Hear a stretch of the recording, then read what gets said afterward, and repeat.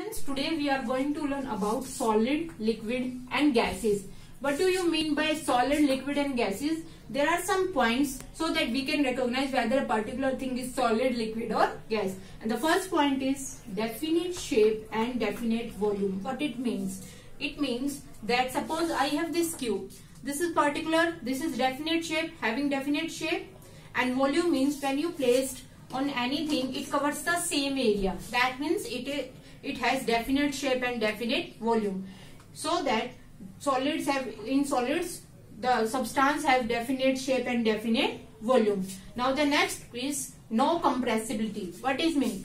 No compressibility means if you try harder and harder, you try to change its shape but it can't. Means you can't change its shape. That is, it is hard. It does not change. It does not compress. Okay? So that is no compressibility.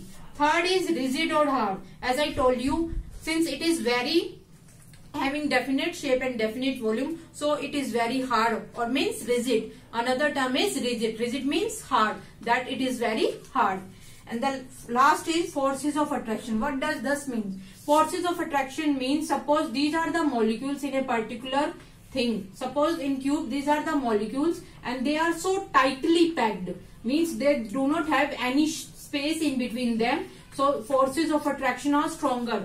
When two things come nearer, then the attraction will be stronger. In the same way, in molecules, the forces of attraction are very much strong. That's why the solids have definite shape and definite volume. That's why they are very hard. For example, suppose in my hands, the fingertips are the molecules. And when they are so tightly packed, suppose in solids the molecules are very tightly packed. So you need a very great force to overcome this, to break this barrier. But you can't. So in solids they have definite shape. Means in solids the molecules are very tightly packed. So that's why they have definite shape and definite structure or definite volume.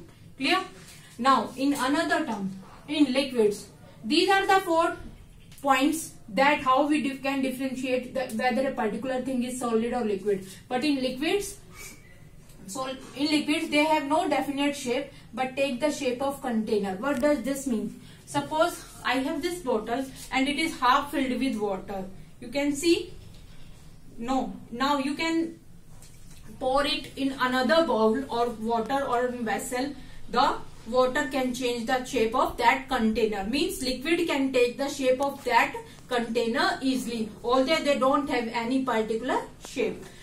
Now next is no compressibility. What does this mean? Compressibility. As you can see, I can compress. I can press the bottle. I can change its shape. But you said that the change of liquid means that the shape of water does not change. It is the air present in the bottle that can be compressed. Liquids can't be compressed. Suppose if the water is filled completely with water, then you can't compress it. So it is zero compressibility. Means in liquids the compressibility is negligible. Third is fluid. What does this mean? Fluid means that can flow easily. Anything that can flow easily is called fluid. So liquids can flow easily. As you can see, whenever you can place the water whenever you can place the liquid in any bowl or any container, it can flow easily. Means liquids have the capability to flow easily. And the last is very weak. Means force of attraction is weak. How?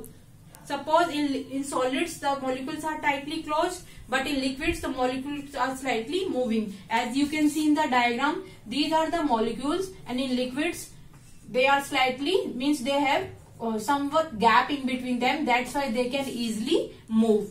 Clear? Now in gases have no definite shape but take the shape of container, in same as in liquids. Suppose I have this ball.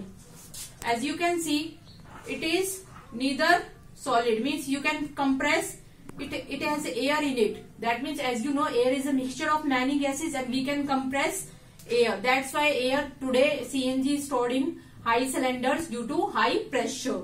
Clear? So air can take the shape of container. Another example is balloon example. You can fill the air in balloon and you can inflate the balloon as much you can, but after some time the balloon can burst. So liquids have the, gases have the. Clear? Next is as you can see, more compressible. Since it has air in it, you can compress it. So gases have the capability to compress, as I told you the example of CNG. Next is fluid. Now this bottle is filled with air. Now you can pour out, you can say they can flow. Since air is a colorless, so we can't see air is flowing out, but air is present in the bottle also. So air can have the ability, or gases have the ability to flow easily. And the last one is very weak. Forces of attraction. Means in gases the molecules are freely moving. That's why they have very less forces of attraction, or they have very least forces of attraction. In solid, forces of attraction are strong. That's why solids have definite shape and definite volume. Why? Because molecules are tightly packed. Means they don't have any space between them. In liquids, the forces of attraction little bit weak, because molecules are slightly moving and they have the gap in between them, and that's why molecules can freely move. And in gases, the forces of attraction are very weak. Why? Because the molecules are very moving freely, like that. They can move freely. In solids, the molecules are tightly packed. In liquids, slightly moving, and in gases, freely moving. That's why gases don't have definite shape and don't have definite volume. For example, the example of incense stick, agarbatti. As you blow the agarbatti in one room, its fragrance can spread in another room. Why? Because air is present in the room, and air distribute uniformly. Molecules are uniformly distributing the fragrance of air. Clear?